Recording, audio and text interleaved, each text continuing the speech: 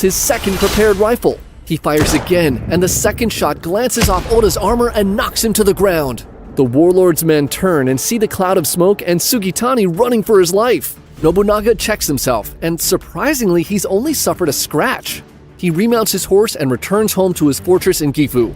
As he enters his castle, he's pretty pissed off at a couple of things. Most importantly, he wants to destroy the Azai clan for their betrayal. But also, he never forgets the gunman who tried to kill him and decides he too will one day face his final judgment. He hunts down the Azai clan, and like a dog, he forces them into battle again and again for 3 years until they are wiped from history.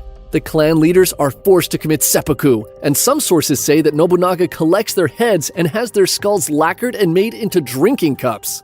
Around the same time, one of Nobunaga's lords finally finds and captures Sugitani Zenjubo, who had been hiding in a Buddhist monastery. Sugitani is brought before Nobunaga, where he confesses that he was hired by Yoshikata and the Rokaku clan. Having just done the pretty impressive skull-to-cups trick with the Azai clan, Nobunaga takes some time to think of a punishment that would be equally satisfying for his would-be assassin, and he comes up with probably one of the most insane execution methods I've ever heard of.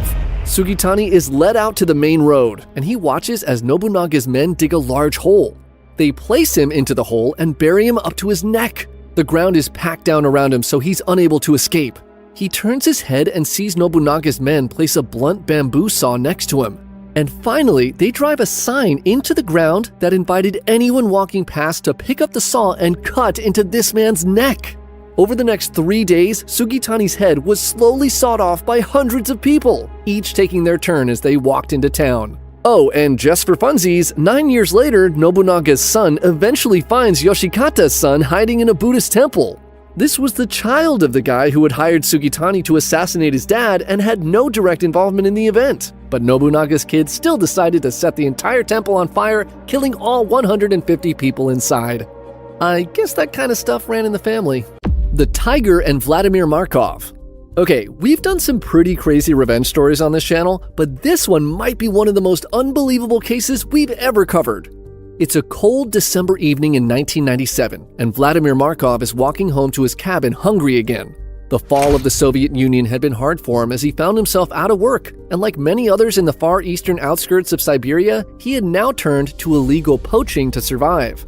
Today's hunt was unsuccessful, and this was not good news. He hadn't eaten a real meal in a few days and was starving. But as he trudges through the snow, he sees something up ahead that catches his eye. His hunting dogs run ahead and start barking when they find a freshly killed boar. Markov runs up and is shocked by the state it's in. It is completely